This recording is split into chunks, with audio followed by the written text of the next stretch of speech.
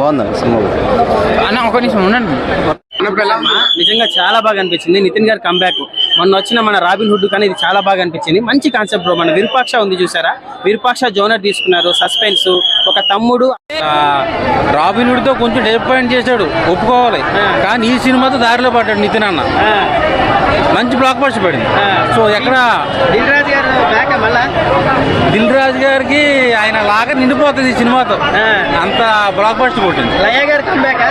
లయ గారు అలనాటి హీరోయిన్ మళ్ళీ రీఎంట్రీ ఇచ్చారు. అక్క క్యారెక్టర్ బాగా చేసింది.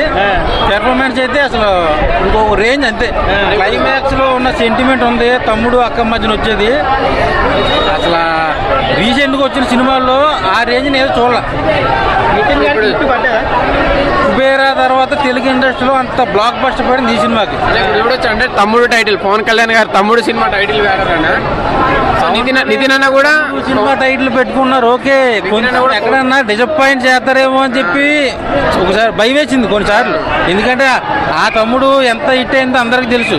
బాక్సింగ్ నేపథ్యంలో వచ్చింది, ఇది మన బాణం సంబంధించిన దాంట్లో వచ్చింది. సో సబ్జెక్ట్ నేను రివీల్ చేయను కానీ మంచి బ్లాక్ బస్టర్ పడింది నితిన్ గారికి. 100 కోట్లు దాడుతుంది.